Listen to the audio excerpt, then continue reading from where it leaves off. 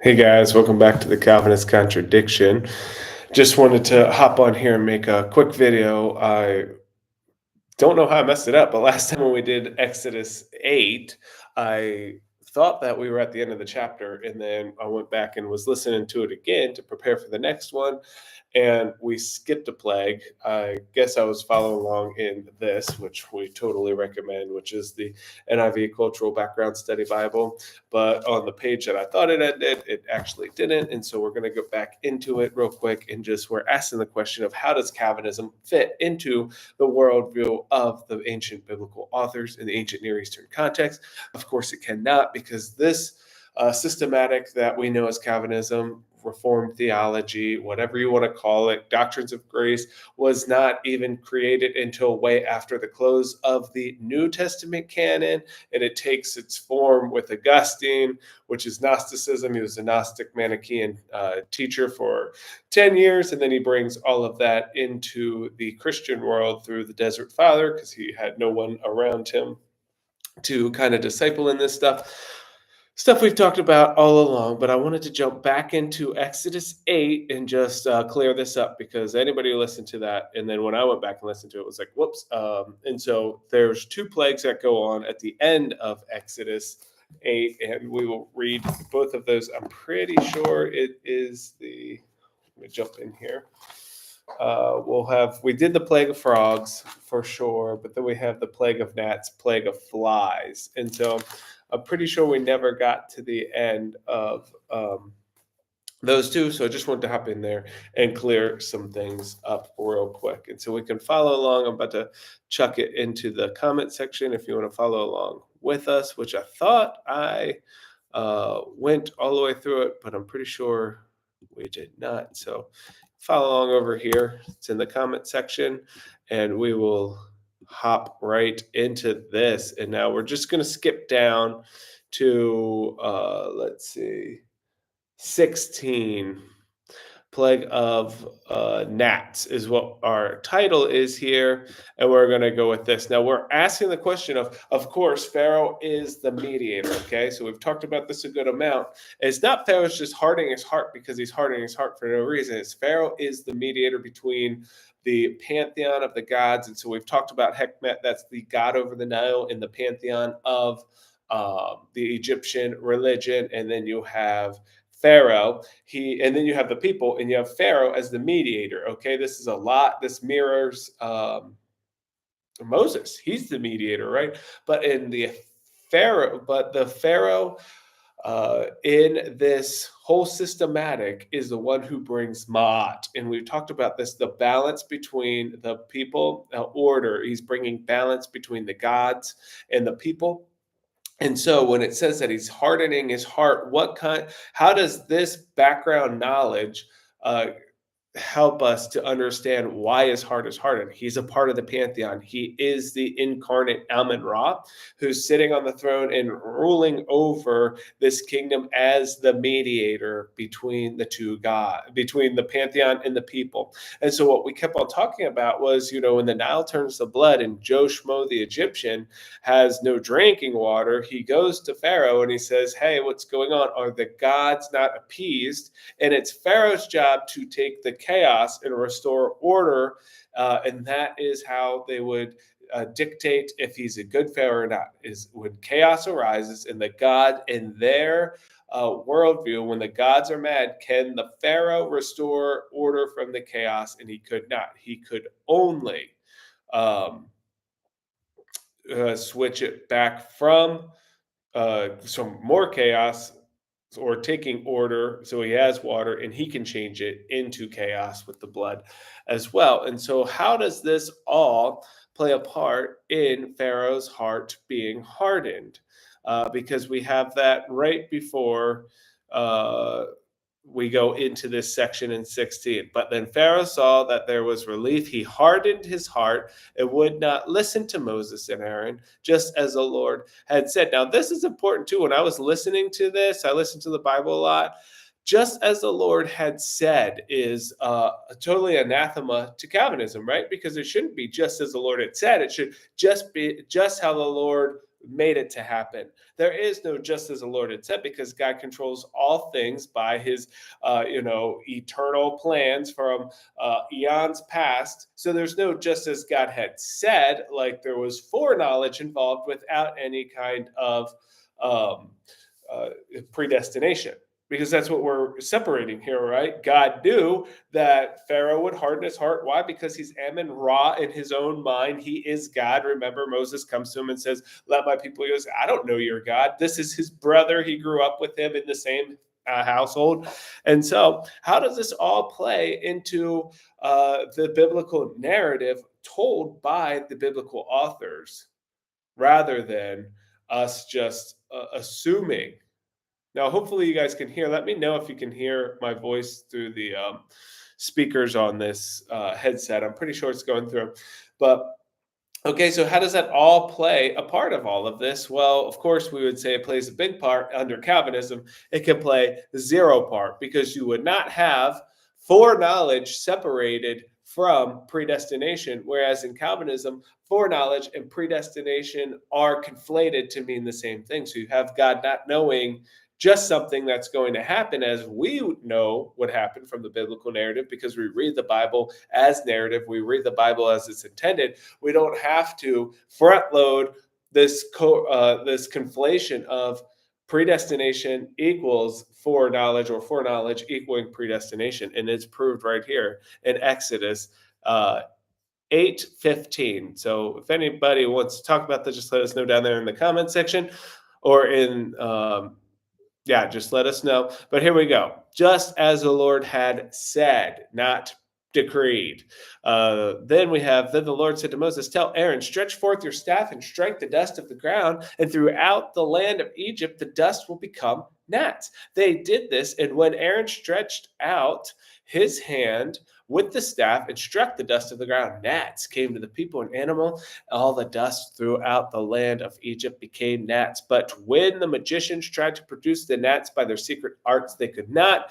Their secret arts fail. Remember, we're in a war here. That's what God said. I went to war with the gods of Egypt. And at the very beginning, God told Moses, I'm going to make you as a god, and Aaron's going to be your priest. And then the people, and we have the same thing on the other side, right? We have Pharaoh as the god. We have his magicians who are the priests. They literally are priests. They perform priestly duties in the temples, like of Amun Ra and of Ra and all these guys. And then you have the people. And so you have these two sets going on. And then behind them, the pantheon on the one side. So you'd have Hekmet and all these guys, Amun Ra. And then you have Yahweh. And this is how the war is set up.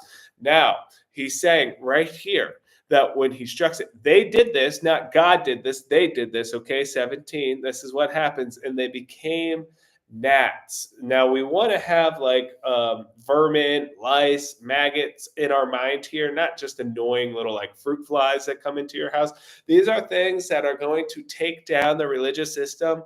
And this is important to know, because the religious system of the Egyptians is starting to come to a screeching halt. Okay, it already did, like we said. Joe Schmo, who has no water now, the priests who have no water to become puristically clean, they can't go into the temple and perform their duties. But they still go on. They get water. They dig by the Nile. They kind of like purify, I guess, the water out of the Nile. They get it, and so they still can't take the Nile water and change it back, which is their duty, to take the chaos and turn it back into order, which is the Ma'at that we're talking about. So here we go with this. These are lice. And, the priests, they would shave their bodies because they couldn't have hair on them, because you might have lice or some kind of like mite on you. We're talking about, they didn't take showers every day. They would have to be puristically clean, so they would have water. But you have to think, like we said, that it's not, as this book, we read it in there, it's not very likely that all these things are linked scientifically. Like we would think, like the Nile, it turns red and it stinks and the frogs come out, then the frogs die, and then the bugs come. And so like those things are linked though, for sure, because if you can't puristically become clean by washing yourself, and then these mites hit you, you're in big trouble because now you can't perform your duties in the temple. And to boot, it says right here that the dust throughout the land of Egypt became gnats. And when the magicians tried to produce the gnats by their secret art, they could not. So God, he scored a point on him here, right? He has now made them puristically unclean, so they cannot. They can, they can't enter into the temple of whatever deity that they need to try to bring Ma'at back and restore order from the chaos. They can't even do that spiritually. Forget about physically, and their arts have failed them. And since the gnats were on the people and the animals everywhere, the magician said to Pharaoh, "This is the finger of God." This is the first admission that they have. Their secret arts have failed. They cannot perform the duties in the temple. The religious system is under extreme attack now, and the foundation is starting to wobble. This is the whole point of this engagement, this campaign against the gods of Egypt. This is what Yahweh is trying to do, and he's already told us that his name would be glorified in all the earth. He went to war with the gods of Egypt, but Pharaoh's heart was hard, and he would not listen, just as the Lord had said. Again, pre-knowledge, foreknowledge of something does not dictate predestination. And this is where the Calvinist systematic completely comes unhinged, because you have to, sorry the pun, hinge yourself to the wagons of insanity under Calvinism, because you have to say there is no just foreknowledge, it's all preordination, although the text never tells us this. And this is why we come so hard after Calvinism, because it's a farce.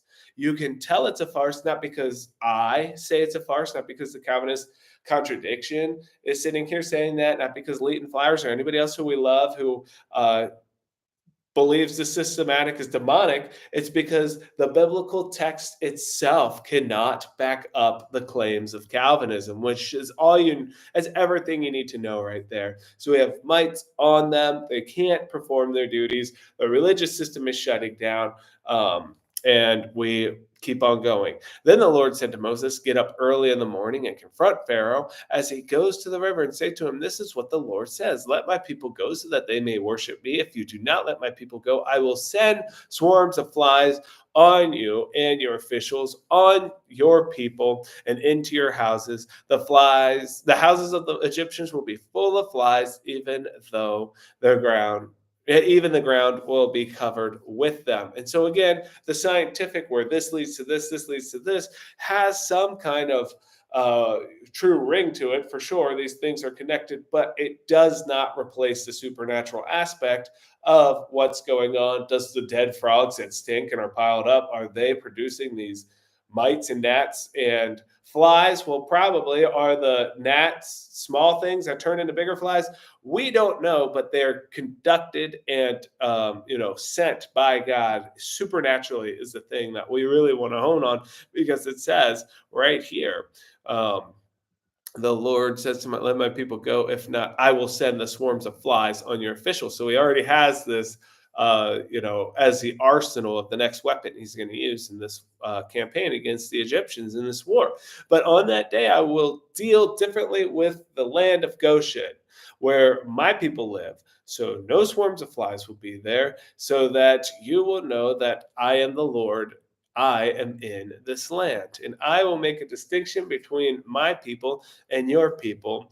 This sign will occur tomorrow. And we want to think here that, flies, they're annoying. I hate when flies get into my house. My whole family makes fun of me about this just because they're annoying. I think they're gross. But we're not just talking about any kind of like common black housefly here. We are talking about stinging flies, or like a mosquito in your mind, things that will make you ritualistically unpure, and they're going to upset the animals, if not infect the animals. And we see all the animals dying with a plague later. So again, the scientific thing, how much is it linked? We don't know, but this is going to be a big deal. And God puts his hedge of protection over Israel for this, because this is going to have a painful aspect to this. Here's a priest shave their whole body every other day, that no lice or gnat or any foul thing may infest them, and if in affect their service to their gods, right? They shave their bodies to protect from anything that would render them unclean or disqualify them from the temple service of their gods, which has already happened. This is where that failure that we're talking about with the gnats, because they couldn't reproduce it with their secret arts, which doesn't really matter because they would just be adding to the chaos, as we said. But the big thing is that the religious worship has now stopped.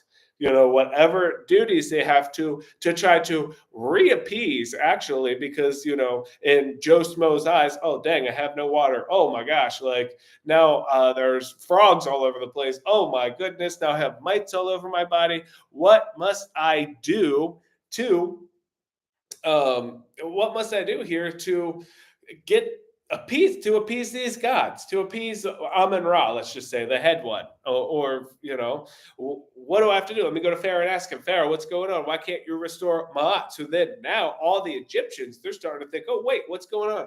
We have a bad Pharaoh at the helm. This is what just happened in America, right? Where we blew Joe Biden. Well, I guess it's like really a coup that happened. They just gave us this one candidate and said, you're going to vote for her. It didn't go through the democratic process. And we said, we have a bad person at the helm, and 75% of the country comes out and says, get them out of here. What do you think's happening here in Egypt? I mean, the bolts are coming off the wagon. They're looking at Pharaoh saying, you're supposed to restore order. He can't do it. The religious system shut down, so you can't even go to Amun Ra's temple now because the temple's been shut down. And all the while, you're being bitten up with these, now stinging flies are about to come, right? So you're going to get bitten. It's going to hurt. They're going to be all over you, man. I had this experience once. I'll tell you that in a second, but hold on. And so now you go to the temple, it's shut down. So then you look at Pharaoh and you say, dude, what's going on? Your whole purpose of existing is to bring Ma'at and order back to the people on being able to appease these guys.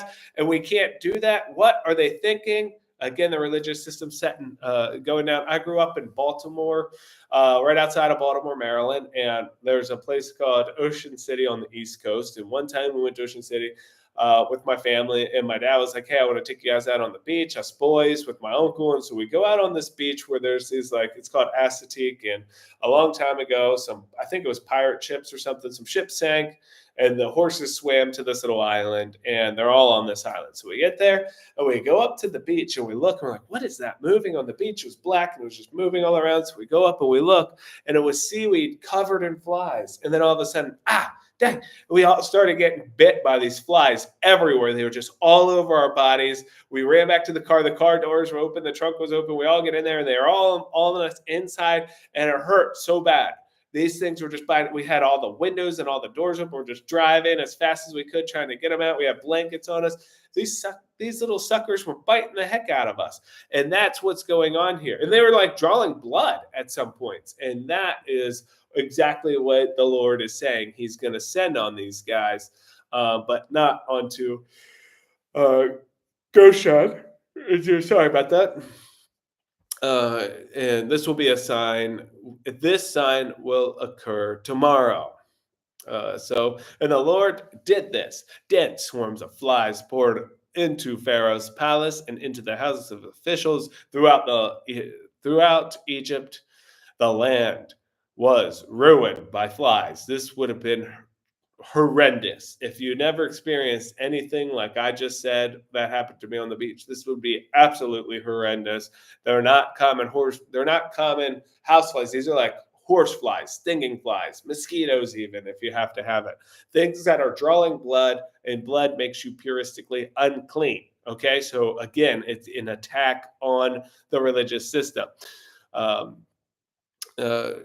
Let's see. Here we go.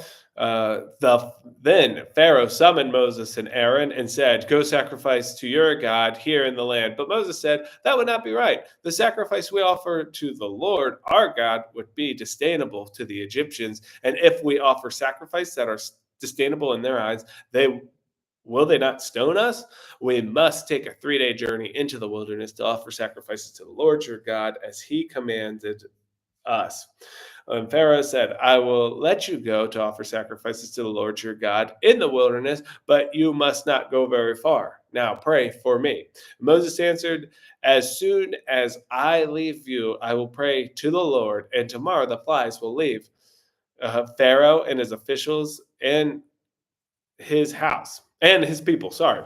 Only let Pharaoh be sure that he does not act deceitfully again by not letting the people go and offer sacrifices to the Lord.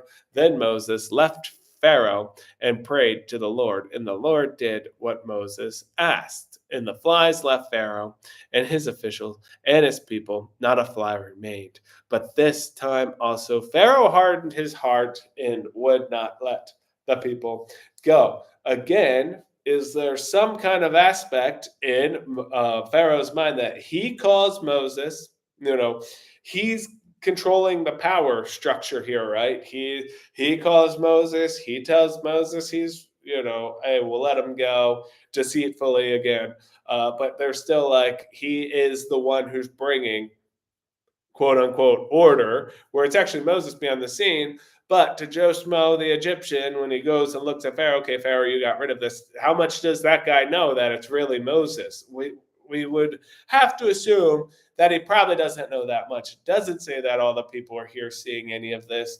This is direct conflict between Moses and Pharaoh, Aaron and the priests, the people and the people. And so I would say mostly that the people of Egypt are probably in the dark about some of these things, just as much as, vast swaths, I would think, um, of the Hebrew people would be. Does everybody know what's going on here? Maybe at this point, because, okay, these stinging flies are all over the place. This is all just speculation, so it doesn't really matter anyway. But all these things are said to ask the question, how do these form what we just read there at the end of 8? But Pharaoh hardened his own heart. Again, there is nothing like this in Calvinism. You literally have to change the text here. And you have to say, God made Pharaoh to believe that he was hardening his own heart. And we just say that that's unneeded, and that's actually sinful because you're changing the words of God. And we've talked about this over and over. You have got to change the words of God to adhere to a man-made religion. And for what reason? Go and listen to this podcast by Christianity Today, and it's called The Rise and Fall of Mars Hill. Now, I'm almost finished the whole thing. I'm finished the whole main one. It's all about Mark Driscoll, who was the young, restless, reformed pastor. This guy is totally unqualified to be a pastor in any sort of the meaning. And this guy, he comes out and he says it's all bogus. Calvinism's just bogus. This is a guy who leads the young, restless, and reformed, and he says it's just bogus. He's come to the conclusion that you cannot practically, tentatively live out this demonic system. And if you're doing so, I would go as far to say as you're getting something in return. I honestly believe you're either deceived by a pastor who's deceiving you to get something, or you're getting something and therefore you're a pastor, whether it's even just affiliation with like Acts 29, who is in this this podcast. They're because Mars Hill made Acts 29 so famous, they're a pretty central part of it. And so go and listen to it. Again, it's called The Rise and Fall of Mars Hill. It's super sad, but it just shows you the damage of these Calvinistic organizations, even the Calvinistic mindset of defaming God's character. And of course, anything that's tied to this is not going to make it. It's not going to make it in the long run. And it's because you have to change the word of God. Because, and really, why wouldn't they? Because the word of God is not effective to do anything under Calvinism. Everything that was written in this book, as well as the Satanic Bible by Anton LaVey, he is the words of God, apparently under Calvinism. So every single word that's written in this book is by God's hand because he controls everything meticulously before the foundation of the world, just as Aleister Crowley's The Book of the Law, which is 666 on the front of it, Anton LaVey, which is his disciple, Madame Blavatsky, all these satanic, the core of the satanic Bible and its peripheral literature is all by the hand of God under Calvinism, and it's all for his glory. Just as every rape is by God for his glory, every single molestation, as unimaginable as it might sound to us, this is Piper's website that says all this, every death camp, that's all by God for God's glory, somehow under the demonic and insane systematic that is disguised in Christianity named Calvinism. It's sick, it's disgusting, it is a farce, and it's demonic. And that is why we have this channel and do these videos, because we believe this is damaging. These things like Mars Hill are produced outside or are produced inside of this twisted theology. And that is why we make these videos for you, to be the stone in the shoe of the giant of Calvinism that is crumbling down around us, and to be the, to put a stick, I guess, in the cog of the machine of Calvinism. And we're going to take this thing down one verse at a time. Again, nothing is effective in this book unto salvation, contrary to what John 20:31 says us, that all these things are written that you may believe that Jesus is the Messiah, and that by believing have eternal life in your name. The order salutis is clear there from Jesus's mouth. We have a direct quote, but yet Calvinist, and it's, I guess, I don't know. I don't know what to say there. Deceived is the best word I could come to. Calvinists and their deceived pastors, or deceiving Calvinist pastors, take those words and totally change it and says not one word that was written in this can produce that. So literally anathema to what Jesus says, and it's good for nothing. The toilet paper that you do your duty with after you're done going to the bathroom and this Bible are both equal in that they can't produce any kind of salvation, can't produce anything that would move you towards salvation, because it's only God's meticulous plan, eons past, that will get you there. And it's total farce. It's unbelievable that people even believe this. Now, I would think the majority of them don't even know what they believe, as we've talked with the people here on this channel, which I would love to talk with anybody. If you want, write us in the comment section and we will get back to you eventually. But I love you guys. We're going through this kind of stuff to prove to you that if you listen and you read and you, especially when you look into the context of the Bible and the biblical authors, this is the best resource I've found. The NIV, and you can get it NIV, ESV, King James Version, KJV, anything you want. Cultural Backgrounds Study Bible, and this will totally and absolutely destroy Calvinism 100%, because now you have the purpose and the meaning behind what they're reading. If you read the Bible just for what it says, Calvinism's gone, like we said, just as the Lord has said, just like the Lord said, not just like the Lord did, and you don't conflate those two, which you can't without changing the Bible. Again, Calvinists are stuck because they have got to change the Bible to come away with the meaning that they want. And so we love you guys. We are sorry that these videos aren't as consistent as I would love them to be, but it's just a crazy time of year, and I got little kids, and I'm about to go do a funeral, and so I have things in the church that I do as well. But I love you guys. We'll get another video out soon, and we will talk to you shortly.